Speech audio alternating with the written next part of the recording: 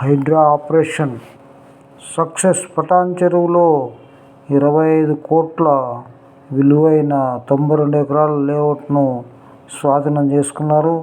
అక్కడ ఈ హైడ్రా సాధించిన విజయంగానే మనం భావిస్తున్నాం.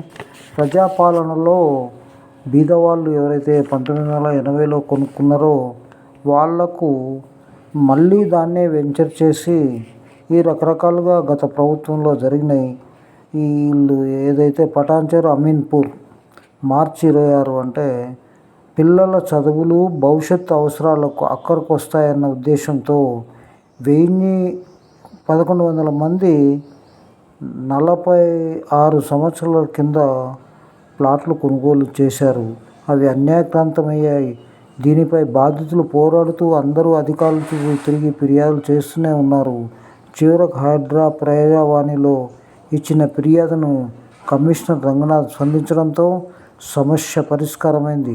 సంగారెడ్డి జిల్లా పటాన్ చెరు నియోజకవర్గంలో పాటి గ్రామం ఆనందనగర్ కాలనీలో 92 ఎకరాల్లో వేసిన లేఅవుట్లో 1100 మంది 1980లో ప్లాట్లు కొనుగోలు చేశారు. అయితే ధరణి వచ్చాక ఆ లేఅవుట్ను వ్యవసాయ భూమిగా మార్పు చేయగా కొందరు నకిలీ పాస్ పుస్తకాలు సృష్టించి విక్రయాలు చేసినట్టు ఆరోపిస్తున్నాయి.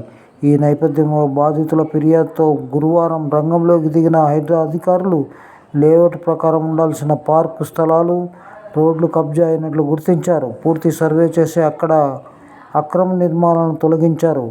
ఆక్రమణలో ఉన్న రోడ్లను పునరుద్ధరించారు. మొత్తంగా 25 కోట్ల విలువైన 92 ఎకరాల స్థలాన్ని స్వాధీనం చేసుకుని హైడ్రా బోర్డులు ఏర్పాటు చేశారు.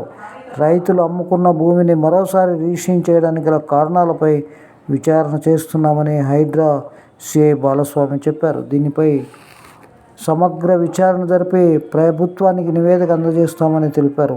అమీన్పూర్, బీరంగూడ ప్రాంతాల్లోనూ హైడ్రా కమిషనర్ రంగనాథ్ ఆదేశాలతో అమీన్పూర్, బీరంగూడ, ఐలాపూర్ తదితర ప్రాంతాల్లో పెద్ద ఎత్తున ఆక్రమణలు స్థానిక రెవెన్యూ, జీహెచ్ఎంసీ సిబ్బంది గురువారం తొలగించారు.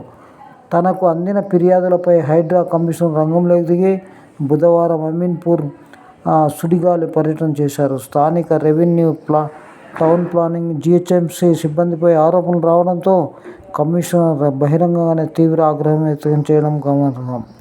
ఈ నేపథ్యంలో బీరంగూడలోని శంభునికుంట చుట్టూ ఆక్రమించి డబ్బాలు, షెడ్లు వేసుకొని వ్యాపారం చేస్తున్న వారిపై అధికారులు ఉక్కుపాదం మోపారు.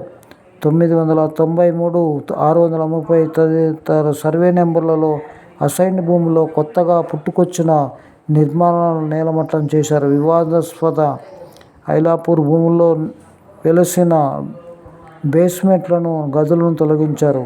ఆక్రమణ తొలగింపు ప్రక్రియ కొనసాగిస్తామని అమీన్పూర్ తహసీల్దార్ వెంకటేష్, అదేవిధంగా జీహెచ్ఎంసీ డిప్యూటీ కమిషనర్ ప్రదీప్ స్పష్టం చేశారు.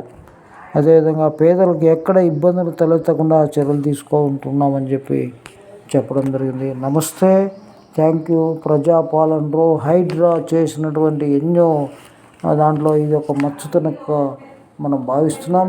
పేద ప్రజలు కొనుక్కున్నటువంటి ఈ యొక్క దాన్ని కూడా గతంలో దీన్ని లేఅవుట్లుగా కాకుండా ప్లాట్లుగా ఏదైతే భూములుగా మళ్ళీ చలామణి చేస్తూ ధరణిలో ఎక్కించడం జరిగింది.